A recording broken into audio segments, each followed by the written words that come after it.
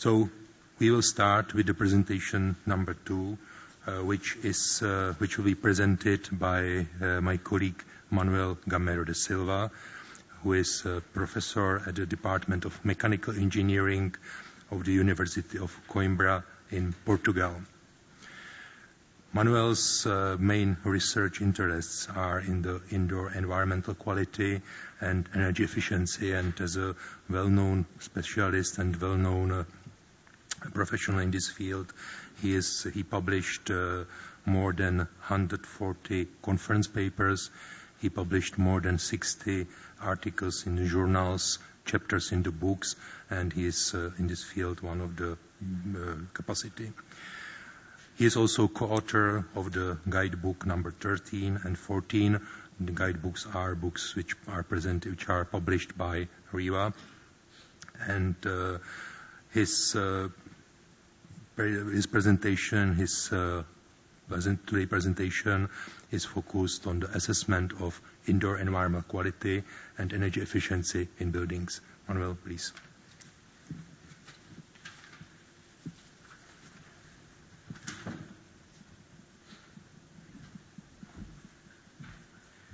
Good morning.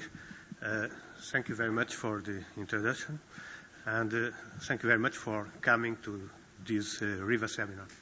I would like to acknowledge the help of ASHRAE, mainly Steve Comstock, preparing this seminar, and also I would like to acknowledge the professionalism of ASHRAE staff dealing with the subjects related with the seminar.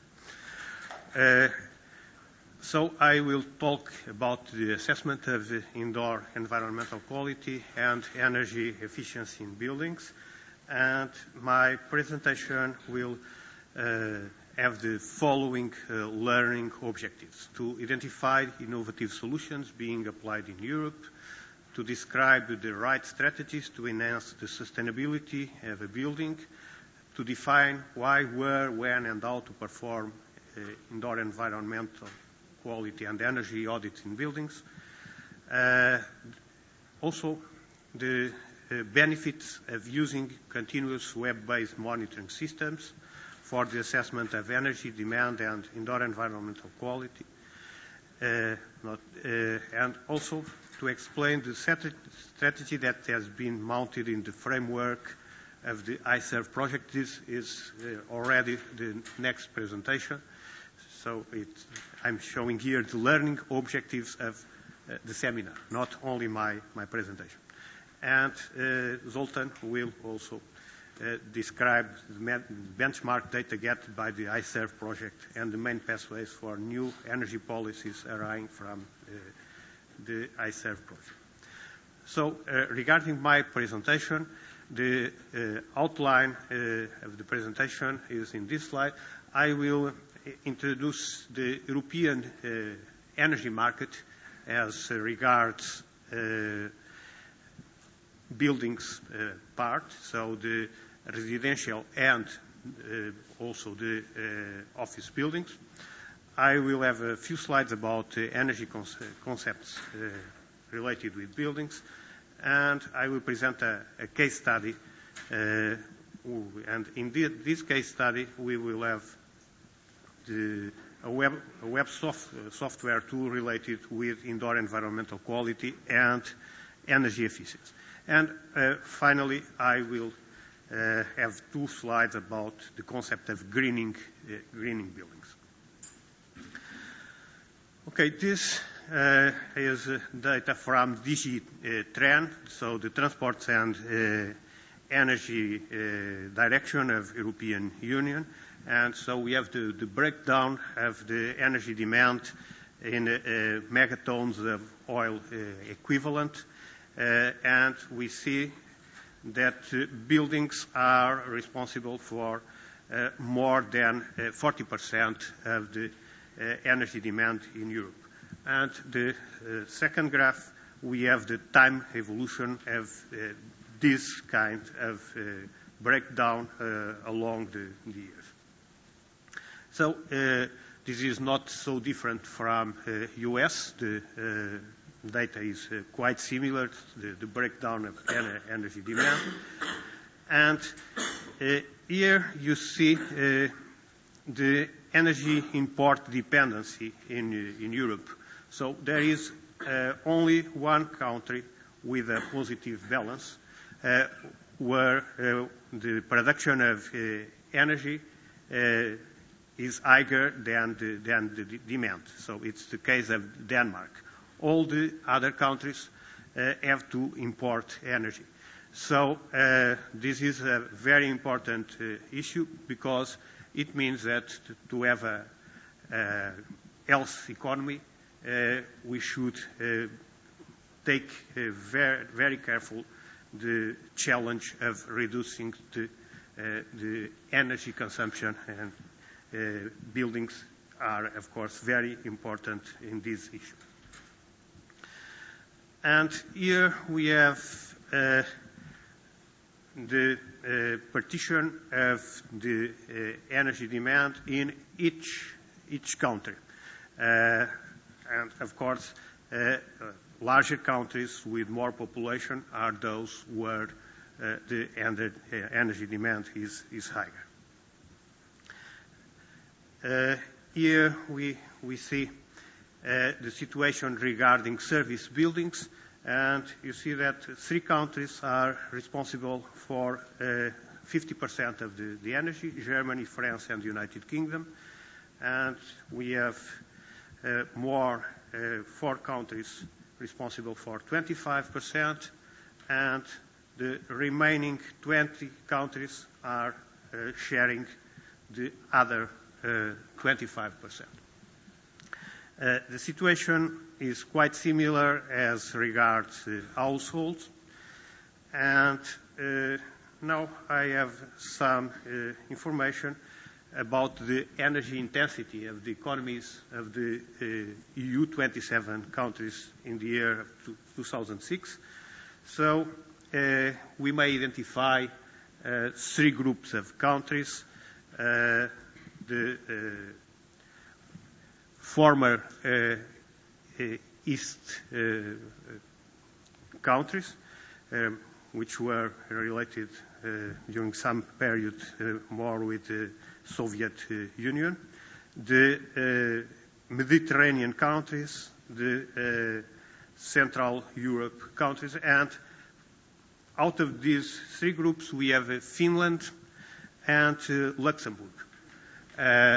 Luxembourg is on the top corner on the right side because, of course, they have a very high GDP, and they are also consuming very, very much energy. This is a little bit unfair for Luxembourg because, they are rich and they have high consumption on households, but also as taxes are not so high, because Luxembourg, I think, is a country. Let me tell you just a brief story, as we have some time. There is an interesting book. The name is Papalagui. It's a book with the speeches of a chief from New Guinea, from Papua, who came to Europe in the beginning of the 20th century.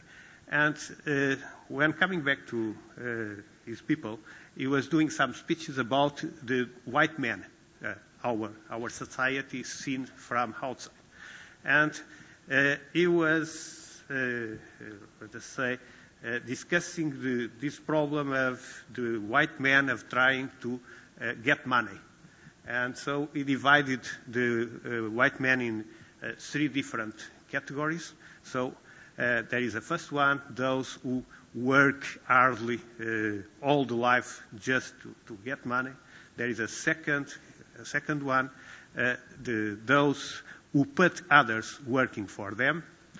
And the third category, which was completely ununderstandable, it was not possible to understand for him, it was those who put money working to generate money.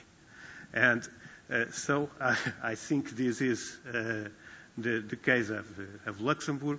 And so the taxes are low in this country, and fuel is cheaper than in the neighbor countries. And so everybody goes there to fill the tank. If we were converting all the fuel which is being sold in Luxembourg in kilometers, each inhabitant of Luxembourg will travel 5 times the average of Europe, of European citizens. So this is one of the reasons. The other reason is that they have a steel plant, and so a steel industrial plant is quite consuming, and it's divided by a short number of people. So they are only 600,000. Okay, and Finland, one of the reasons, of course, is weather, and the other is that Finland is a very specialized economy because they produce lots of heavy machines for industrial production, and this needs lots of energy to produce the machines. Okay, so now I have the information about the weather conditions, and I'm showing the sum of cooling and heating degree days in all the European countries. Okay, and my country has the best situation regarding the weather. So the number of cooling and heating degree days is the lowest one. By the way, let me just mention you something. The best country regarding this analysis is Ethiopia. So the total number is of degree days is 700, and because it's in the tropics, but it's over 2,000 meters altitude, and so this means very, very good conditions. And you know, the first findings about the human presence in the world by archaeologists were in Ethiopia. So when we decided to start the mankind, of course, we chose the best location in the Earth. And here we have an analysis where I'm showing both the energy demand per capita versus the sum of heating and cooling degree days. And so analyzing this figure, we may see that, of course, there is a dependency on the weather conditions, but also there is an important dependency on the life standard in each country, on the level of development of the economies. And so the countries where energy consumption are higher are those which are, let's say, by the way, Karel, the average situation is regarding the relationship between these two indicators is Czech Republic. So the black bar should be a little bit lower than the other one in this representation to have the average situation. So average situation of the relationship between the two indicators is in Czech Republic for European Union. And when we have the black bar higher than the other one, it means that in this country we are spending more in service buildings per capita than the average of the European Union. And these countries, if you look, are those where we have a penetration of nuclear power plants on the energy mix. So if the energy is cheaper, people will have higher consumption. So it's one of the conclusions from the analysis of this graph. Okay, there are two outsiders here. So countries without nuclear energy and which are not so rich, and unfortunately it's my country, it's Portugal and also Cyprus. And here we have the same kind of analysis, but by the way, in the previous graph, I think with the Netherlands, there is a problem that the greenhouses are considered in this analysis because they don't, when we analyze industry or agriculture, the values are not so high. So I think that's the main reason for the situation of Netherlands. And here you see households, and of course you see that if you are very rich, as people is in Luxembourg, you will spend lots of energy at your home too, because you want to have very good comfort. And the remaining situation for the other countries is, we may say that the same conclusions from the previous slides apply. Okay, so here now I'm moving from this overview of the European energy data to the buildings. And so I'm showing a graph with an energy flow chart of a building. So we have on the left side the supply and the different supply vectors. Of course, we may have electricity, we may have gas, oil, coal, wood. We also may have district heating and cooling. And after we have the building with the systems, and finally we have the energy demand. And of course, we may have the possibility of having the building as an energy producer. And so besides having energy supply, we may have also energy production. And so we have the output of this energy to the energy network also on the left side.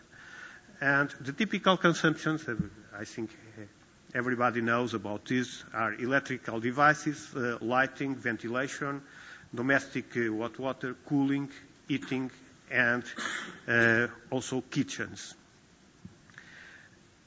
So if we want to analyze a building, here in this slide I'm trying to show what are the main aspects that we should take into account. Of course, we should consider the outdoor conditions, and when I say outdoor conditions, it means the weather, the air quality, the noise, the sunshine, the lighting, because all these conditions will influence the way we have the building related with outdoor environment.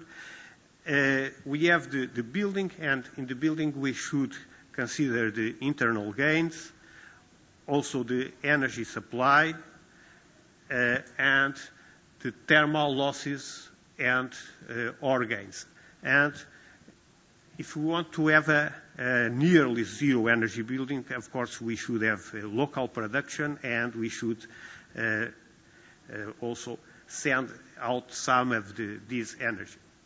So the building will have some environmental impacts, and we should characterize very well the building facade in terms of pressure fields, the noise field, the light distribution, the thermal losses, and so on.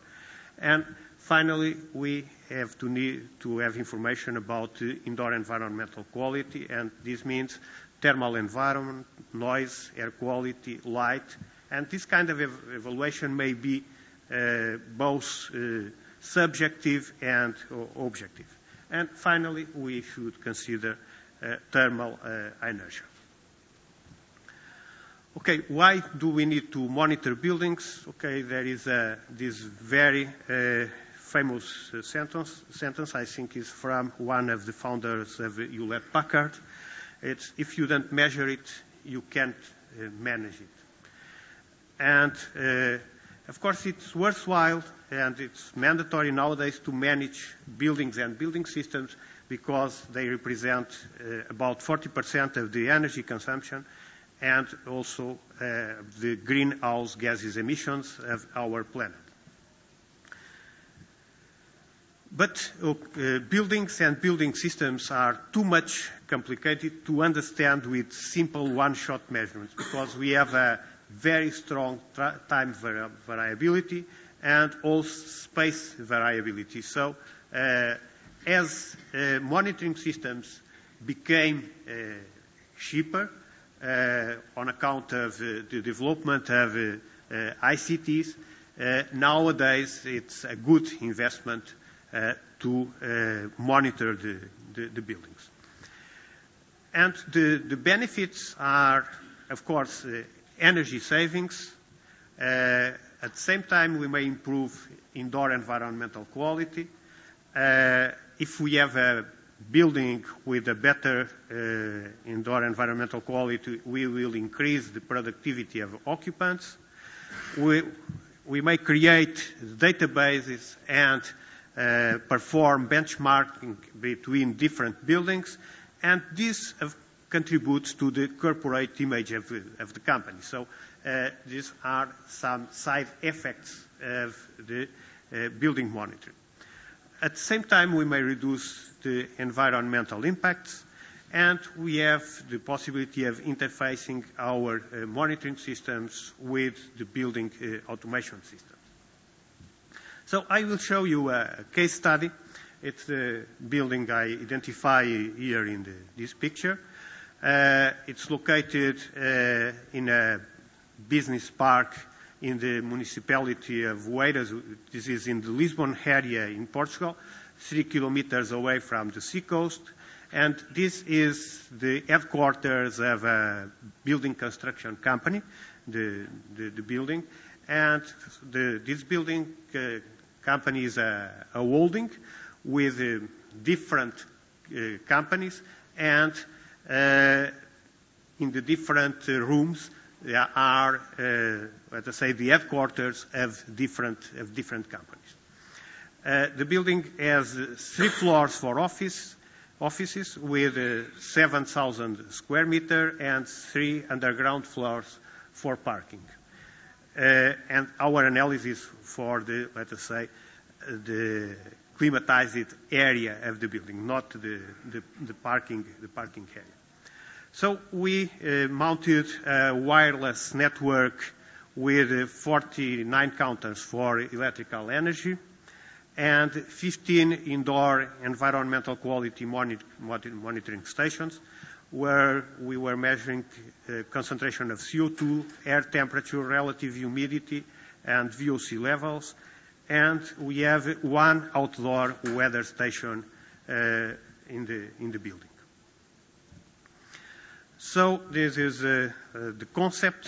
So we have the building with the sensors, the wireless network, and we have a router where we collect all the information coming from the sensors. And the router is connected to our server, and in this server we create a database, and we have the software to carry out the data reduction and some analysis of the data we are collecting in real time from the building. And at the same time, we have a software tool which is a web server, and we may visit the database and collect the information in real time, or we may download a certain period, for instance, 1 week or 2 weeks. We select what kind of sensors we want. Of course, this allows us to create a structured knowledge about the building metabolism, both as regards indoor environmental quality and the energy consumption. So, sorry, this is in Portuguese, but I think you may understand it. This is the screen of an LCD display we have in the building hall, in the entrance. So this is cycling from one room to another each 20 seconds, and so it's possible to know what is going on in your room regarding the thermal environment. So this is the thermal environment. This number of 24.5 centigrade is the operative temperature, and we are showing the satisfaction. This satisfaction is the complementary of the PPD value. Instead of showing dissatisfaction, I think it's more optimistic to show satisfaction.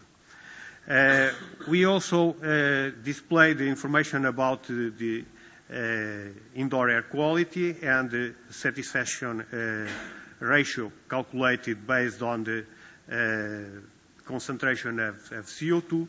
And after we have the electrical consumption, so agora means now, so it's the instantaneous power for this part of the building, and hoje is today, so it's the accumulated energy consumption since the beginning of the day.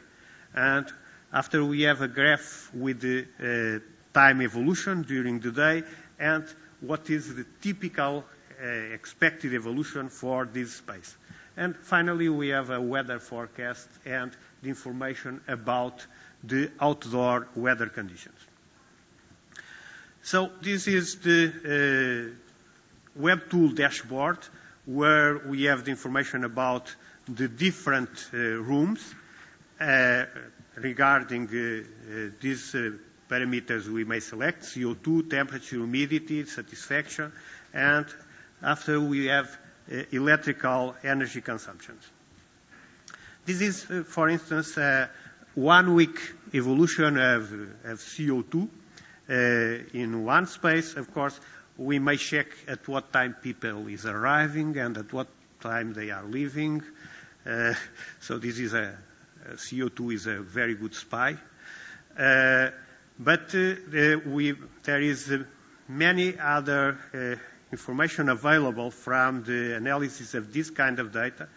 From the night decays, we may calculate the building infiltration, and from, for instance, the lunch break, in case the ventilation system keeps running, we may calculate the fresh air flow rate provided by the ventilation system. So this is very useful, not only for the indoor environmental quality analysis, but also as regards the energy calculations. Because, for instance, when we are doing building simulations, most of the time we consider that the infiltration rate is a fixed value.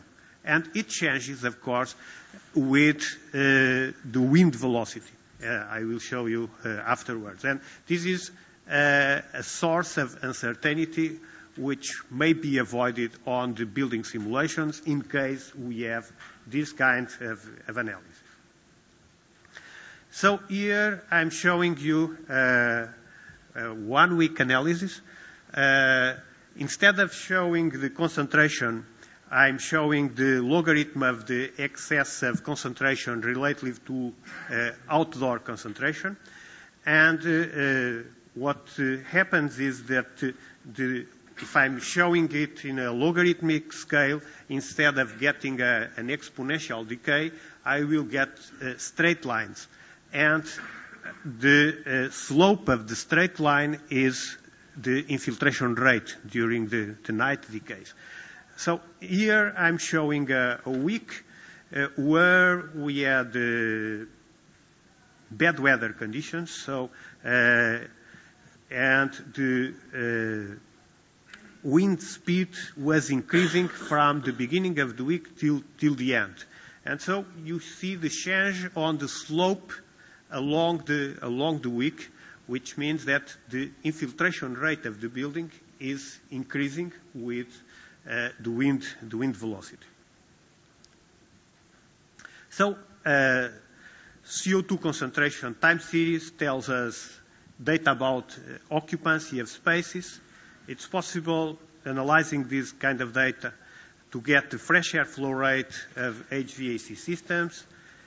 With the night decays, we may have the infiltration rate of the building envelope, and of course it's possible also to identify the active and idle periods of HVAC systems. This is a way we found to show in one picture the information of one mouse. So we have on the axis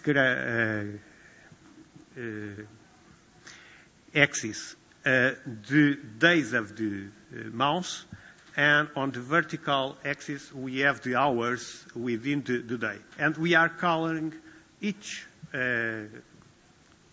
square with a different color depending on the concentration. And of course, this is a building from a consulting firm, and you see that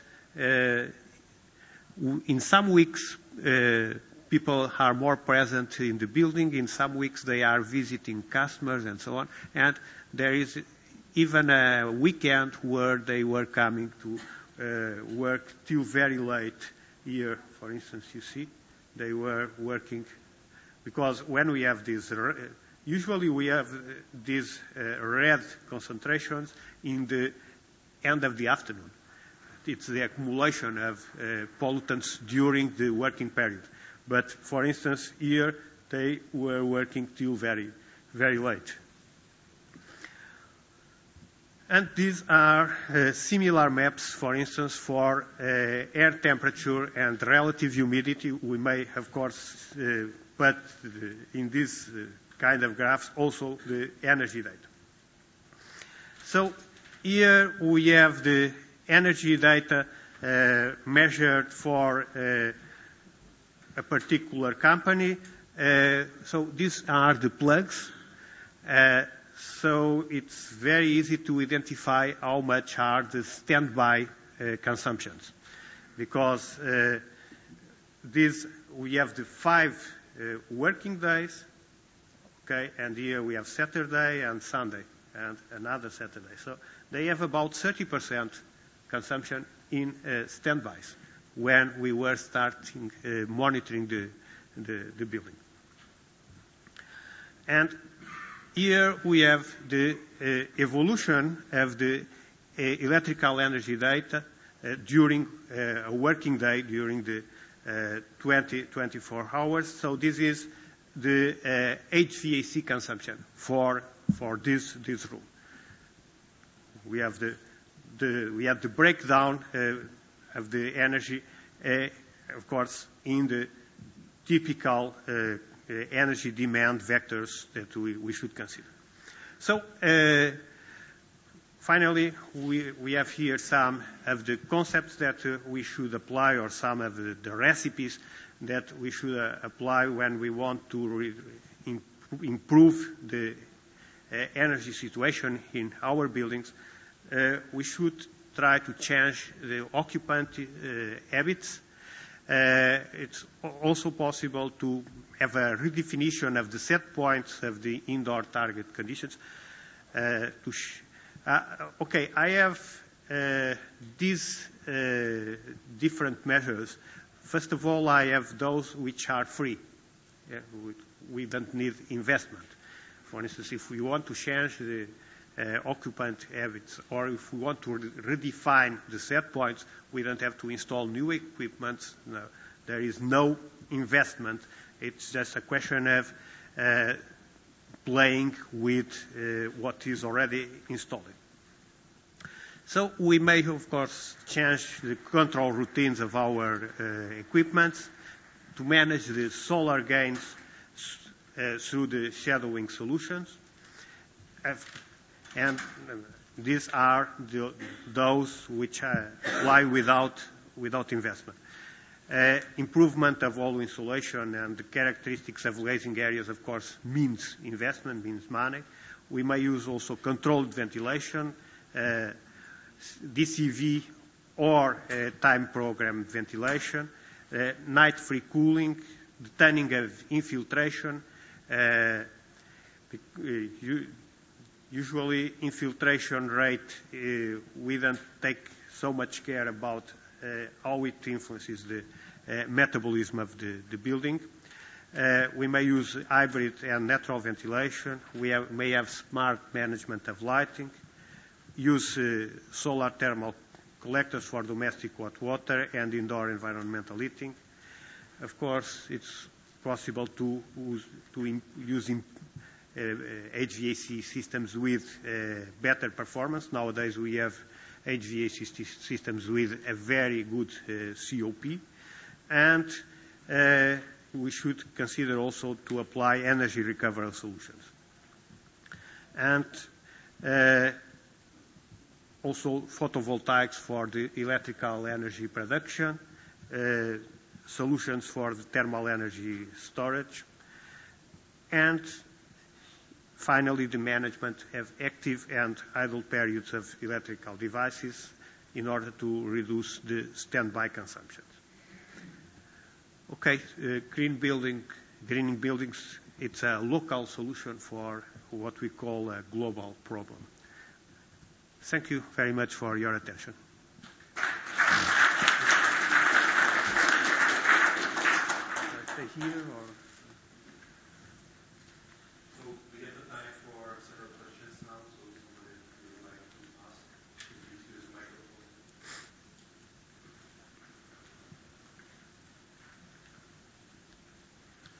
Chuck Dale Dirks, McClure Engineering in St. Louis, Missouri. Now, I understand you're using the CO2 measurements to dynamically modify your ventilation rates in the building. Is that correct? No, in that case, we are not using demand control ventilation. We are acting after analyzing the data. We have already some calculations about the payback period of using CO2 data to control the speed of fans. But as the building had fans with fixed velocity, so we need to install frequency converters in order to have a complete DCV system. Okay. Sergej Jankovic with Optimum Energy. I have a question regarding your dashboard. Do you have an active staff that monitors and analyzes data and help owners with preventive maintenance through fault diagnostics and detection? Yeah, there are. We used it for in two situations. This is available for the people which are doing the building maintenance, and so they may check when they want what is going on, and we have even the possibility of defining some alarms, and these alarms may have some different levels. For instance, depending on what kind of value you are reaching, you may have different actions. For instance, the software may send an SMS or an email, or depending on what is going on. And at the same time, we produce some, let's say, automatic reports which are given to the building managers typically each month. And for instance, we may give a picture showing how much time the building was in the A category regarding thermal comfort, how much time it was in B, and so on. So it's this kind of data. Or we may aggregate the information, for instance, showing the energy consumption in HVAC as a function of the temperature difference between indoor and outdoor. So we may have some virtual counters taking information from different parameters. Okay, thank you. Welcome. My name is Carlos Lisboa, from Portugal also. I'm a consultant. I would like to know if you monitored the building occupancy, either with security registration in the entrance of the building, or indirectly through measurement of the fresh air airflow and calculating occupancy through CO2 measurement. Because this is an important value to evaluate the whole building DCV investment. And the second question is, you mentioned you were monitoring operative temperature. I would like to know if you used operative temperature sensors or you made an estimate of the value of the operative temperature. Okay. I may start by the last one, which is fast. We used some small globe temperature, so we were calculating we were measuring the operative temperature from these sensors. We were not, let us say, assuming a certain. What is typical if you wouldn't measure? You consider that the radiant temperature is equal to the air temperature, which it's not necessarily true. In buildings with large glazed area, as this is the case. Regarding the other question, we were not counting but this information is available because there is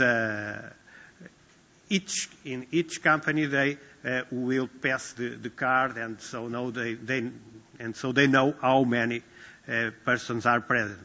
But with the knowledge we have nowadays about the building,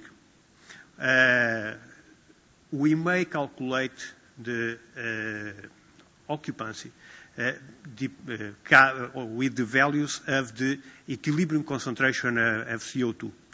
So in the end of the rising phase, we are reaching an asymptotic value. And as we know how much is the fresh air flow rate provided by the system.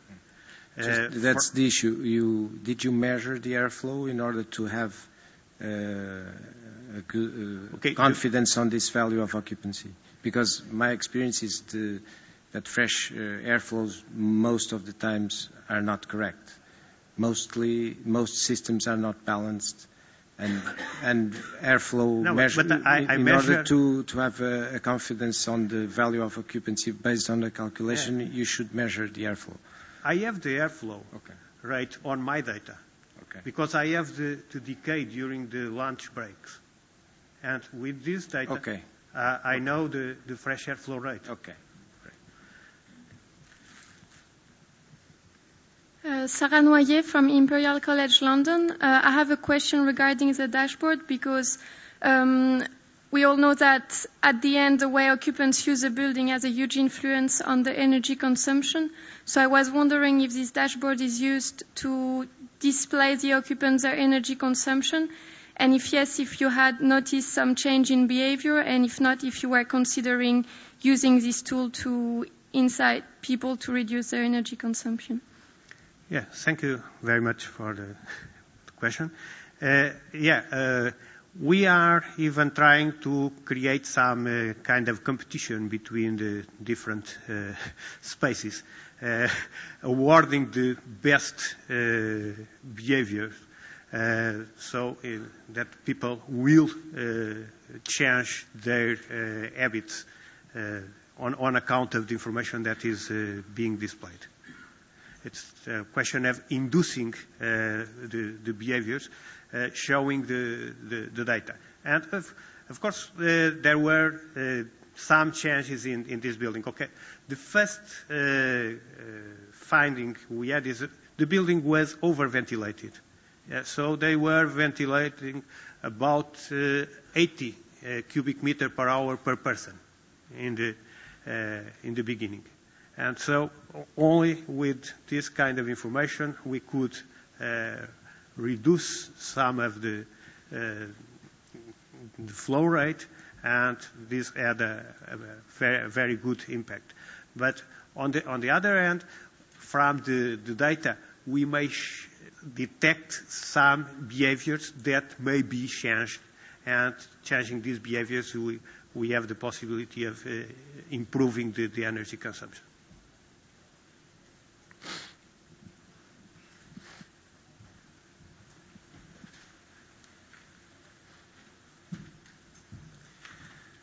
Okay, to thank you, Manuel, very much for your presentation, and thanks for a very nice discussion we had for this part. So I think it's good to have some small applause for Manuel.